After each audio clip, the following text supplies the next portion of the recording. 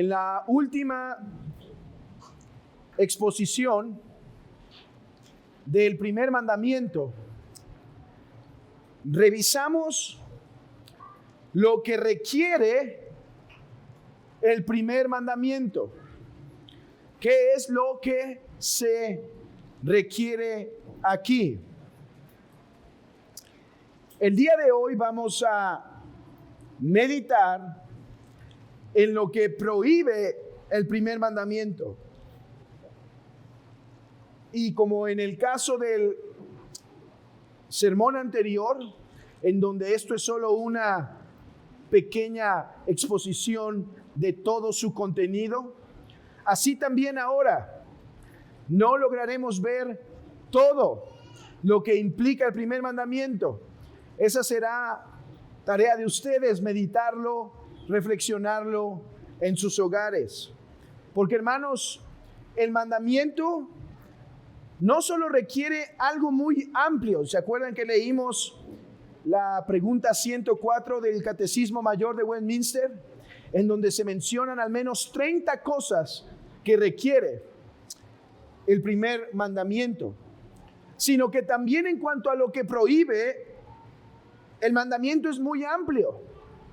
Y como hice la vez anterior, así también ahora quiero hacer, de leerles lo que la pregunta 105 del Catecismo Mayor de Westminster dice en cuanto a lo que se prohíbe. ¿Qué prohíbe el primer mandamiento? No creo que voy a leerlo todo, pero quizá a la mitad. Dice esto: los pecados prohibidos en el primer mandamiento son el ateísmo, esto es, negar a Dios o no tener ninguno; la idolatría, o tener o adorar muchos dioses, o algún otro como verdadero Dios o en lugar de él; el no tener ni confesarlo como Dios y como el nuestro; la omisión o negligencia de alguna cosa debida a él, requerida en este mandamiento; la ignorancia, el olvido, las falsas aprehensiones, o sea, mal entendimiento de él; opiniones erróneas sobre quién es Dios; pensamientos indignos y malvados respecto a él; investigaciones curiosas y atrevidas tocante a sus secretos; toda impiedad, odio a Dios, amor a sí mismo, egoísmo y todos los demás estados desordenados e inmoderados de nuestra mente, voluntad o afectos sobre otras cosas que nos aparten de él en todo o en parte; credulidad vana, incredulidad, herejía, error, desconfianza, desesperación, incorregibilidad, insensibilidad bajo sus juicios, dureza de corazón, orgullo, presunción, seguridad carnal, tentar a Dios, usar medios ilícitos, confiar en lo lícito, goces y delicias carnales, un celo corrompido, ciego e indiscreto, tibieza y frialdad en las cosas de Dios, alejarnos y apostatar, orar o dar culto a algún religioso, algunos de los santos ángeles o alguna criatura, todo pacto o consulta con el diablo o seguir sus sugestiones, hacer a los hombres señores de nuestras conciencias, menosprecio y desdén de Dios y de sus mandamientos, resistiendo o entristeciendo el Espíritu Santo, descontento o impaciencia por sus disposiciones, acusándole de locura por las males que nos pasan, que nos manda, atribuir la alabanza de algo bueno de lo que seamos, tengamos o hagamos a la fortuna, a los ídolos, a nosotros mismos o a alguna otra criatura. No me resistí a leerlo todo. Pero esto es lo que prohíbe el primer mandamiento. Como he dicho, nos llevaría un año entero meditar en cada uno de estos. Así que yo me limitaré a mencionar cinco aspectos en general y uno en el que vamos a dedicar más tiempo. Hermanos, estoy seguro que algunos de ustedes pensaron en uno de los que leí. ¿Y eso qué tiene que ver con el punto? Quiero mencionar 5 cosas para que vean cómo se hace ese ejercicio de tomar el catecismo de Westminster y ver cómo el mandamiento está vinculado, con, cómo la prohibición, está vinculada con el mandamiento. Por ejemplo, uno muy obvio, ¿por qué prohíbe el ateísmo el primer mandamiento que dice no tendrás dioses ajenos delante de mí?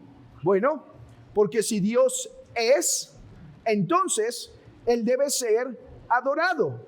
Y si el hombre lo niega, ofende a Dios al decir, tú no eres, tú no existes. Por ejemplo, también se prohíbe la hechicería. ¿Por qué? ¿Qué tiene que ver la hechicería? Estoy de acuerdo, no hagamos hechicería, pero ¿qué tiene que ver? Hermanos, ¿qué es la hechicería sino poner nuestra confianza en otros poderes para resolver ciertas cosas de nuestras vidas? Por eso es idolatría, porque vamos por otros medios, por otro tipo de poderes para que resuelva nuestros asuntos. Hermanos,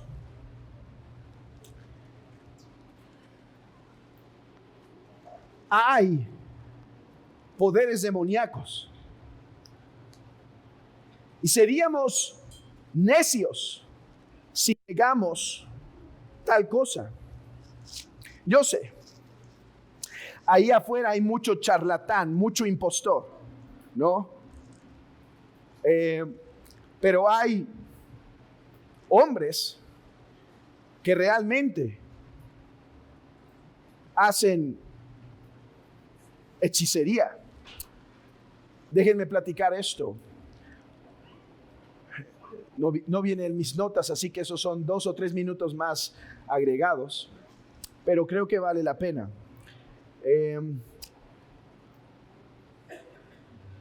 En una de las clases que estoy tomando,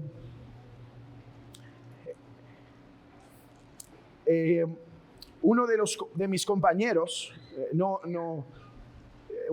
la licenciatura que estoy haciendo, uno de mis compañeros, aclaro que es la licenciatura y no el otro porque lo que voy a decir es fuerte y no vayan a pensar que eso pasa en un seminario teológico, así que por eso digo que es en la licenciatura que pasa esto.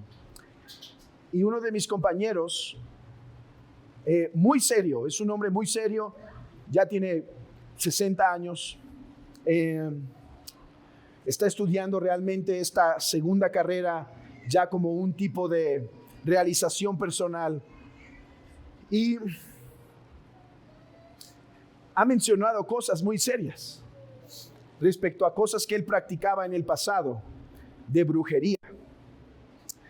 Y es un hombre que no está ganando dinero con eso, simplemente a veces se abre y cuenta cosas. Y ha sido muy prudente en lo que cuenta, pero hermanos, cosas en donde es evidente que hay poderes demoníacos. No seamos ignorantes de esto. Y es que hoy en nuestro día, por estos temas de la nueva era, algunos intentan ver cuestiones brujas, de brujerías, como si fueran comunes. De hecho, leyendo a Willem Osei Breckel, un teólogo de Holanda, muy recomendable, cuyos libros están en español y pueden conseguir de hecho este comentario que voy a hacer. Él comenta sobre los 10 mandamientos y cuando toca la hechicería, él cuenta una anécdota, no recuerdo ya exactamente cómo va, pero el punto es que ponían una llave en un libro y lo pasaban a diferentes personas y cuando la llave caía, creo que así algo va la situación, pero cuando la llave caía, demostraba quién era el culpable. Y dice que uno de sus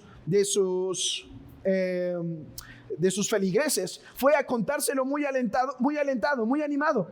Mire lo que pudimos y así resolvimos quién era, ya supimos quién es el culpable. Y entonces Willem Osei Breckel decía, el hombre ni sospechaba que eso es un tipo de hechicería, porque hoy el mundo intenta hacer que ciertas cosas parezcan naturales y entonces, dice, tuve que sentar y explicar por qué Dios prohíbe ese tipo de cosas. Mis hermanos, el medio de este mundo,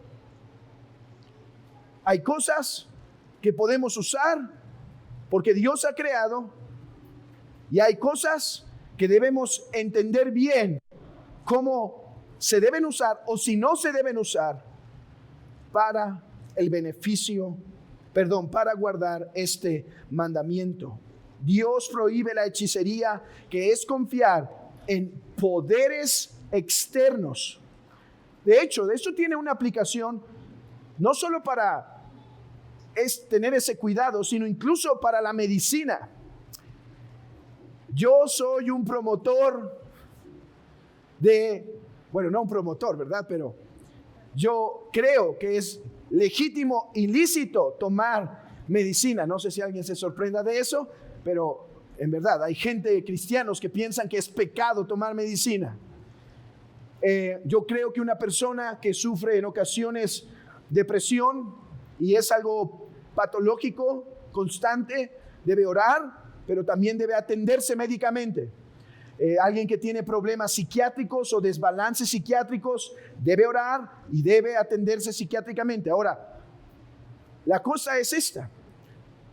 También podemos olvidarnos que la medicina es un medio de Dios y dejar de orar para que Dios use esos medios. También podríamos decir que en un sentido, este mandamiento nos llama, aunque es lícito usar la medicina, no dejemos de clamar a Dios, quien es Él que la usa efectivamente para nuestras vidas. Oramos para que los alimentos nos hagan bien, ¿no es cierto?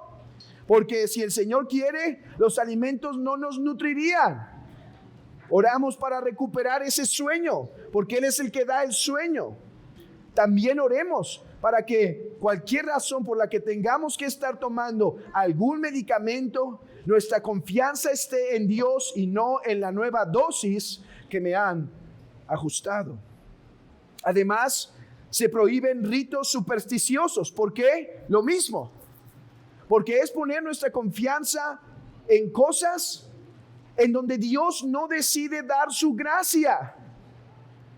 Piénsenlo así, hermanos.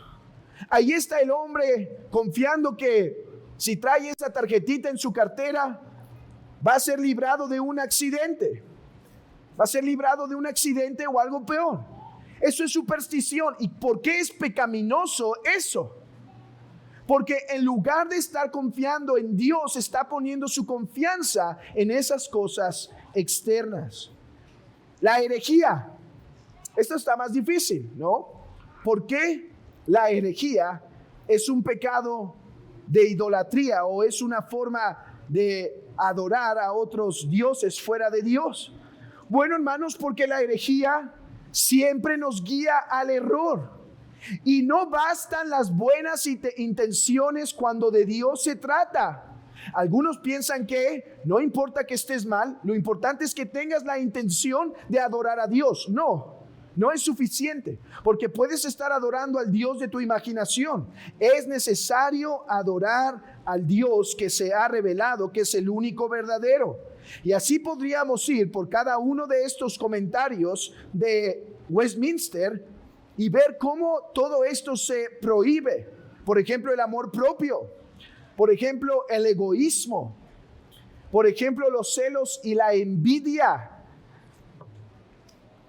Pero pasemos a nuestro punto principal de este sermón, que es la idolatría. Hermanos, de entre las cosas que prohíbe el primer mandamiento, es en la idolatría en lo que me gustaría enfocarme, porque es la idolatría la forma más común en la cual quebrantamos este mandamiento. Dice la pregunta 95, ¿qué es la idolatría? 94, dice, ¿qué requiere el Señor en el primer mandamiento? Que para no poner en peligro mi propia salvación, evite y huya de toda idolatría, hechicería, ritos supersticiosos y oraciones a los santos o a las criaturas. Prohíbe toda idolatría. Pero, ¿qué es la idolatría? La idolatría es tener o inventar algo en lo que uno confía en lugar o además del único Dios verdadero que se ha revelado a sí mismo en su palabra. Eso es la idolatría. Adorar a algo en lugar de o con Dios. Idolatría no solo es adorar a otros dioses en lugar de Dios. Idolatría es adorar otras cosas en lugar de Dios o junto con Dios. Así que aquí también Dios pide, como en sola escritura, en solus Christus, también pide solo a Él la gloria. No Él más algo, sino solo a Él la gloria. Ahora, hermanos, cuando hablamos de idolatría, debemos entender que existen varias manifestaciones de esta. Existe la idolatría fragante y existe la idolatría sofisticada. La idolatría fragante, la idolatría abierta, es adorar a otros dioses en lugar de Jehová. Dice Primero de Reyes, porque me han abandonado y han adorado a Astaroth, diosa de los sidonios, a Quemos, dios de Moab. Aquí lo que hubo en Israel fue un abandono. Me han abandonado. O no a otros dioses, sino a la criatura. Ay de que dice al madero, despierta, o a la piedra muda, levántate. ¿Será esto tu maestro? He aquí está cubierto de oro y plata, y no hay aliento alguno en su interior. La invocación a los santos, a los ángeles y a María es otra forma de idolatría. Y no importa cuántas sofisticaciones hagan los papistas para decirnos que ellos distinguen entre veneración y adoración, entre latría y dulia, porque para empezar eso es imposible distinguir. Imagínense esto: se postran ante María y le dan dulia y después cambian algo en su corazón para acercarse a Dios y darle latría.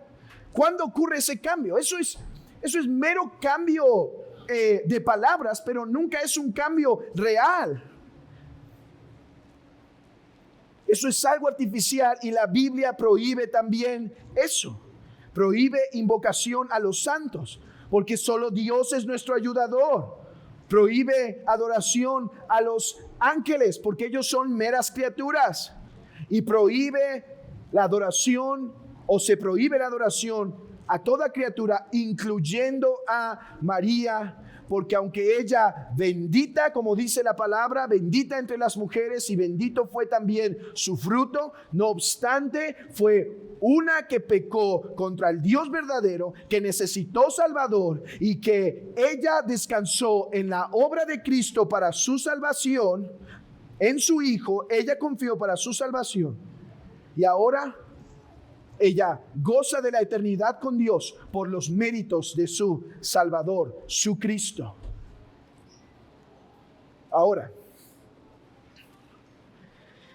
hay idolatría sofisticada y aquí es donde vamos a abundar un poco más. Porque, hermanos, seríamos insensatos si pensamos que esa es la única forma de idolatría. Bien dijo Thomas Watson, me temo que si lo pensamos, hay más idolatría entre nosotros de lo que creemos. O para ponerlo más directo y atrapar tu corazón en esto, hermano, porque yo sé que aquí el corazón quiere oír. Dijimos eso y nuestro corazón se pudo jactar. Yo no soy idólatra. No, paremos, porque dice Thomas Watson, si lo pensamos, nos daremos cuenta que somos más idólatras de lo que a veces consideramos. Hermanos, en otras palabras, hay más idolatría en nuestro corazón de lo que a veces entendemos. ¿Cómo se manifiesta la idolatría? Bueno, la idolatría se manifiesta sofisticadamente de dos formas: en los incrédulos y en los creyentes. En nuestros días, hoy nuestro mundo se jacta de haberse librado de las supersticiones de la Edad Media. Y ya cada vez hay menos religiosidad, dicen ellos. Pero en nuestros días el hombre es tan idólatra como los griegos antes de Cristo, o como los medievales en medio de las supersticiones que gozaron. El incrédulo confía en buenas obras, confía en la ciencia como si fuera Dios, confía en salvar la sociedad por la educación, tiene a la sexualidad como el epítome de la realización del hombre y se hincan ante él. Los placeres, ellos idolatran, marchan, se pintan, tienen himnos, hermanos, himnos para celebrar de manera desaforada triunfos deportivos. Miren, yo no tengo problema si a alguien le gusta el deporte. Lo que estoy condenando aquí, o la Biblia condena, es la idolatría. ¿Se han dado cuenta que también tienen sus cultos en donde ensayan sus porras, en donde se pintan de una forma, se identifican, se reúnen en un lugar y cantan? Hay tanta idolatría como antes. Marchan mujeres pintadas de ciertas formas para pedir sacrificios, tan idólatras como antes. Pero ahora los sacrificios de sus propios hijos. Bueno, ¿no hacían así los israelitas a Quemos cuando ofrecían sus bebés a ese Dios de manos calientes, en donde el bebé era echado ahí para complacer al Dios? Ahora el placer es de asesinarlos para seguir en la idolatría de sus placeres y promiscuidad. Hoy la homosexualidad ya no solo es permitida abiertamente, sino celebrada. ¿Qué hace el alcohólico y el drogadicto? Sino vivir en otra realidad, un tipo de hechicería. Nuestro mundo secular, libre de la idolatría, sí, idolatran cada vez menos lo físico, pero siguen teniendo un corazón tan idólatra como antes. Pero mis hermanos, esto también pasa en el corazón de los creyentes. También el creyente cae en idolatría. Por eso Jesús habló de eso. Por eso Juan dice: hijitos, guardaos de la idolatría. Hermanos, y la idolatría en el corazón del creyente es multiforme. Tiene muchas formas, tiene muchas manifestaciones. Yo hoy deseo, hermano, que a través de esta predicación puedas examinar y preguntar en tu corazón: ¿cómo ocurre la idolatría en mi corazón? Hermano, ningún cristiano que está aquí hoy estamos libres de la tentación de la idolatría o del acto de la idolatría. Aquí todos nosotros tenemos un corazón idólatra. La pregunta es: ¿cuál es? ¿A qué tiende tu corazón? Y en otras palabras, ¿tiende a eso? ¿Estás siendo tentado ahora o lo estás practicando ahora? Examinemos con la palabra cuáles son las formas. Y aquí tendré que citar textos simplemente mencionándolos por causa del tiempo. Pero citaré una lista de formas en las que la idolatría se manifiesta. Por ejemplo, la desobediencia a los mandamientos de Dios es idolatría. Dice: Porque la rebelión es como el pecado, dice segundo de Samuel. Porque la rebelión es como pecado de adivinación y la desobediencia como iniquidad e idolatría. Por cuanto has desechado la palabra del Señor, Él también te ha desechado. ¿Hay algún mandamiento del Señor, hermano, que estás desobedeciendo conscientemente? Hay idolatría. ¿Por qué? Porque te estás poniendo tú como tu Señor, como tu Dios. Cuando anteponemos nuestros deseos ante el reino de Dios y preferimos que nuestros deseos avancen en lugar, vean, no es ni siquiera con el reino de Dios, sino, no, que mi reino avance, que mis proyectos avancen, no importa que el reino de Dios no avance. ¿No fue esa la exhortación que hizo el profeta al pueblo de Israel cuando éste pudo regresar de Jerusalén y en lugar de construir la casa de Dios empezaron a poner hermosas pero sus propias casas? ¿No es eso una forma de idolatría cuando preferimos el bienestar nuestro a expensas del reino de Dios?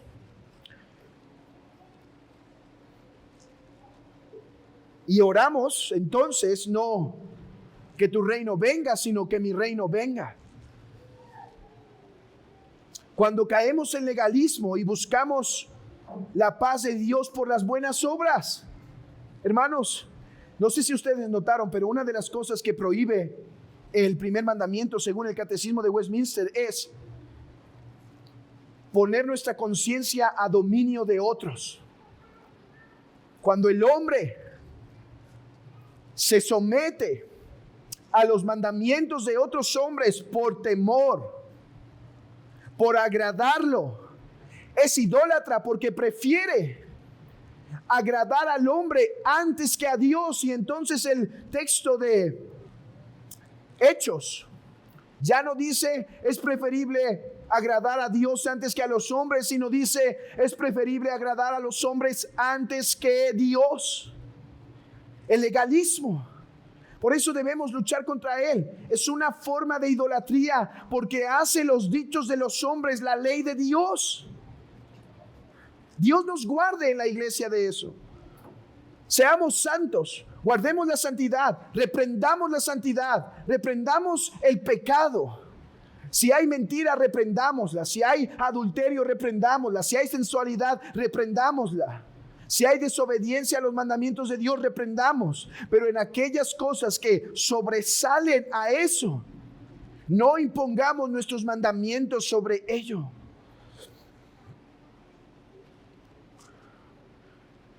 Cuando vivimos para las cosas de este mundo como nuestro principal propósito, hacemos idolatría.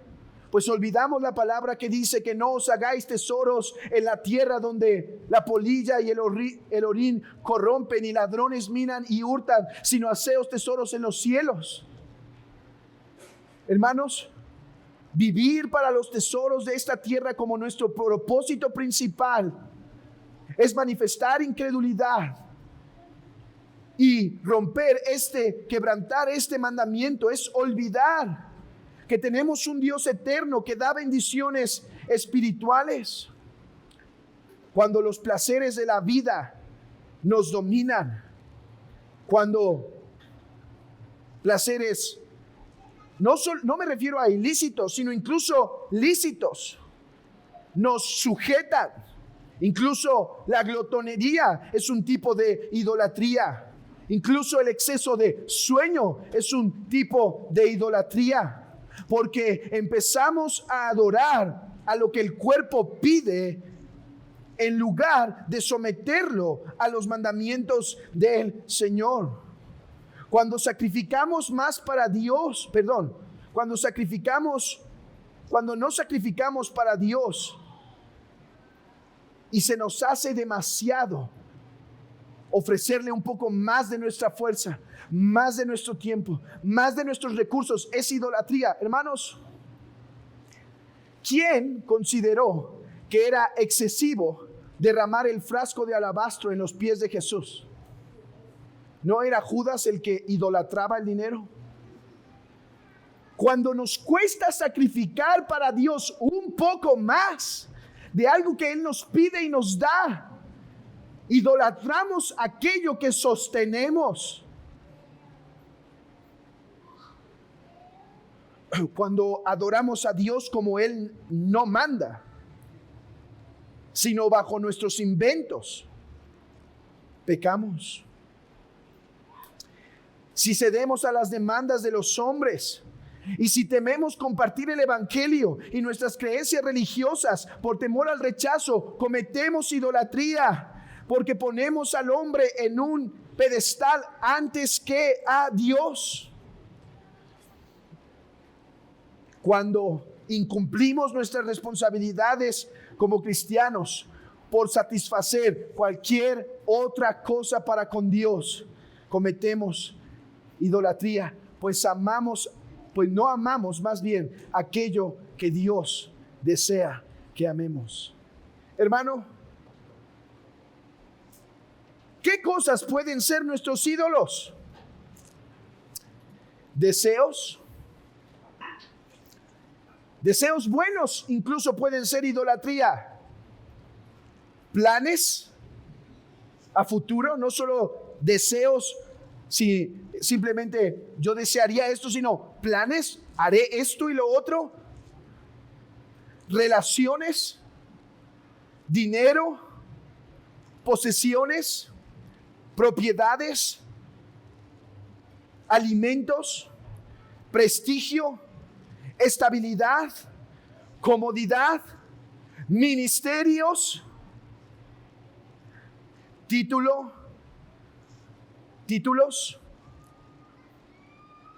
cualquier cosa se puede levantar en el corazón del hombre.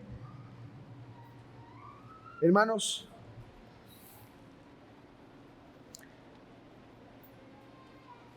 ¿qué cosa? Piénsalo así. ¿Qué cosa? Si Dios hoy te quitara, serías tentado a reclamarle a Él.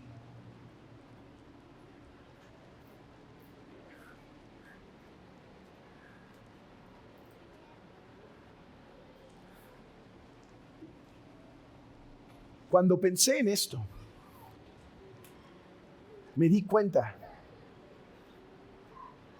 que en verdad, hermanos, podemos ser más idólatras de lo que pensamos. Piensen en lo más querido. No digo que no les trajeran lágrimas, pero que les haría decir como la esposa de Job: blasfema a Dios y muérete. Hermanos, lo que pasó Job, meditando en esto, es una cosa muy seria. Miren, las cosas que el hombre podría idolatrar es lo que Dios le quitó a Job. Le quitó sus hijos. Le quitó sus propiedades. Le quitó bienes, animales, su hacienda.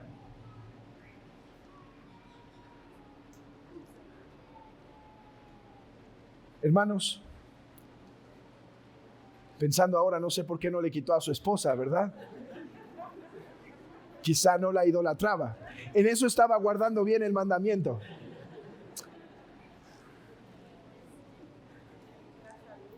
Su salud.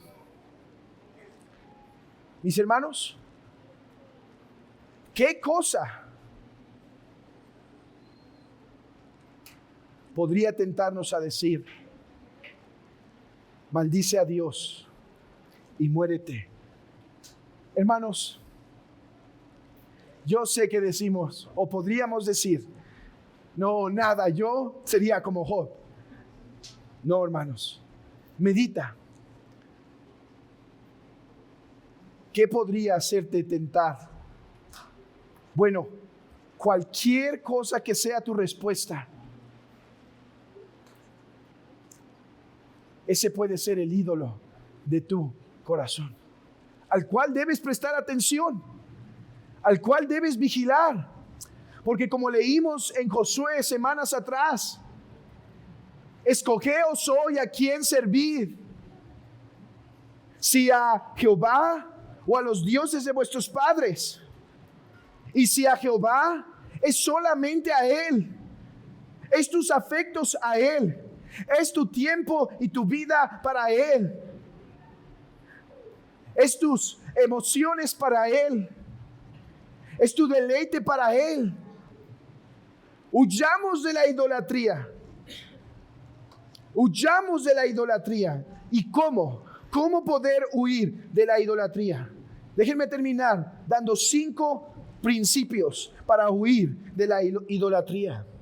Primero, identifícala y sé sagaz, porque hermanos, la idolatría es como la rata que aparece en la casa, que una vez se le ve, ya jamás vuelve a salir, al menos no por un buen tiempo. ¿No es así? La rata se manifiesta y después se esconde. Bueno, primero seamos precavidos en identificar aquello que pone en nuestros corazones para adorar cualquier cosa que no sea Dios. ¿Cuál es tu ídolo? ¿Cuál es el ídolo de tu corazón? En segundo lugar, si lo has identificado, ahora hermanos, veamos ese ídolo de corazón en su crudeza y pecado vulgar. Medita en esto. Estás poniendo esa cosa, cualquiera que sea, al mismo nivel que el Dios grande y excelso, al mismo nivel que el creador del cielo y de la tierra. Hermanos, la idolatría dice esto: Dios, esto, cualquier cosa que sea, esto es tan hermoso, tan bello, tan digno de alabanza que tú. Y mi corazón por eso se entrega a Él. Esto que me has dado tiene toda la hermosura que podría vivir sin ti y solo con Él. Esa es la idolatría. Poner en la misma dignidad cualquier cosa ante Dios. Hermanos, he dado el ejemplo del adulterio para hablar de la idolatría, porque ese es el concepto que usa Dios, que es lo mismo. La idolatría es lo mismo, como si el hombre entrara con otra mujer a su casa y dijera: voy a amarla a ella también porque es igual a ti, porque tiene la misma virtud, bellezas, y no hay diferencia entre ella y tú. Eso es el adulterio.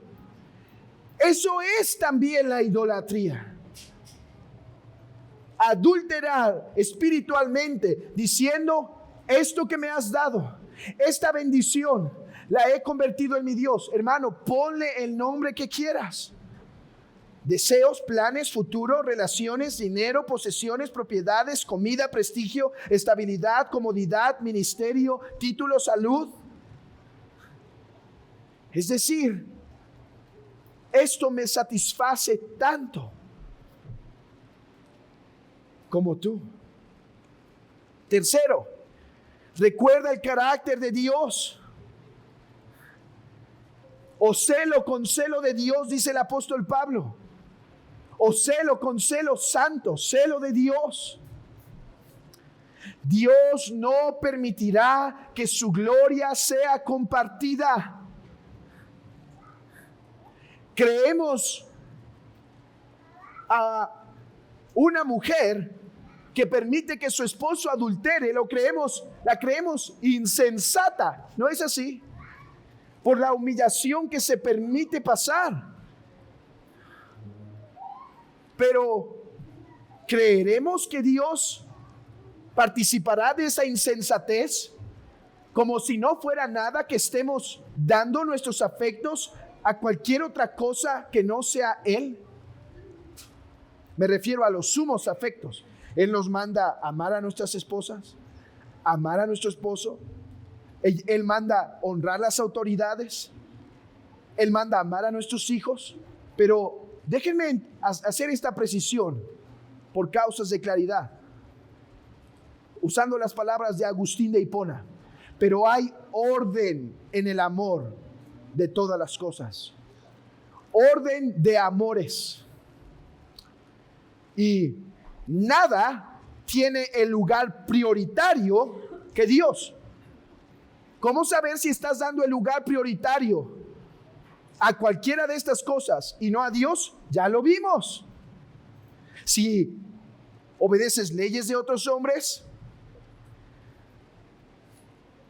si vives para las cosas de este mundo con tu mayor afecto y deseo e ignoras las cosas de Dios, si te dominan los placeres, si desobedeces la ley de Dios, si anteponemos nuestros deseos a el beneficio del reino, si no sacrificas nada en lo absoluto para el reino de Dios y su justicia, si vives con hipocresía para con otros, prefiriendo la honra de los hombres que la verdad de Dios, cuando rechazamos predicar el evangelio, cuando desobedecemos su palabra, todas esas son evidencias de que estamos practicando idolatría en nuestros corazones. Y Dios no la soporta, hermanos. Como dijo a los judíos: harto estoy de sus sacrificios, hastiado estoy de la sangre de corderos. Cuarto, arrepiéntete y pide perdón a Dios. Tienes un sumo sacerdote que perdona tus pecados, perdona incluso tus pecados de idolatría. Hermanos, de este gran pecado de idolatría. Y quinto, habiendo identificado el pecado, habiendo contemplado la maldad de este pecado, habiendo visto la incompatibilidad de este pecado con la gloria de Dios, habiendo además arrepentido de tus pecados, de este en particular, contempla la grandeza de Dios para que te enamores de su gloria. Hermanos, así es como funciona la ley de Dios en el corazón regenerado. El mandamiento no acaba con no esto. El mandamiento acaba en: no tendrás dioses ajenos delante de mí, porque conmigo tienes suficiente. Contémplame, conóceme. Hermanos, hay pecados, y este en particular, la idolatría, es ese que se pega y cuesta tanto arrancarlo. Es como aquel pescado que en tiempo de lluvias aparece en ciertas zonas, y es un pescado con parece una colita de espinas, y una vez te atrapa y te empieza a quemar, es difícil arrancarlo. De hecho, recomiendan no hacerlo, porque si uno de sus espinas queda adentro, te puede herir con gravedad. Hay ese tipo de pecados que solamente se pueden librar contemplando la grandeza y majestad de Dios, contemplando tu Salvador, su amor, su sacrificio, el perdón de nuestros pecados, gozando de los medios de gracia. Pero para contemplarlos a Él, hermanos, los medios de gracia no son fines, son medios. Son medios para Él. La predicación no es el fin, es el medio para hablarte de la gloria de Dios. El bautismo no es un fin, es un medio para dar la gracia de Dios. La Santa Cena hoy no es un fin, es un medio para hablarte de la gracia de Dios. Huye de la idolatría por los medios de gracia, medios que te llevan a la contemplación de su gloria. Porque cuando lo contemples a Él, hermano, entonces habrá orden de amores. Entonces el bien que te ha dado Dios tendrá su lugar correcto. Y cuando te pida suéltalo, lo soltarás. Cuando Dios dijo a Abraham, dame a tu hijo, Abraham tenía bien su orden de amor. Primero es Dios. Cuando Dios le dijo, cuando Dios diga, ahora este mayor esfuerzo lo harás. Cuando Dios diga, predica el evangelio y no temas a los hombres, entonces lo harás, porque habrá un orden de amores. Hermanos, y que el Señor nos ayude en esto, adorarlo a Él. Hermanos, ¿no prueba esto de una forma contundente la divinidad de Jesús? Porque Él se dejó ser adorado. Siendo el que guardó la ley perfectamente, se dejó ser adorado, mostrando que Él no es otro, sino Dios de Dios. Y mis hermanos, usemos este sacramento para pedir que podamos contemplar su amor en su sacrificio y en su obra, y que sea un medio de gracia que Dios use para que podamos huir de la idolatría. Oremos a Dios para bendecir la mesa.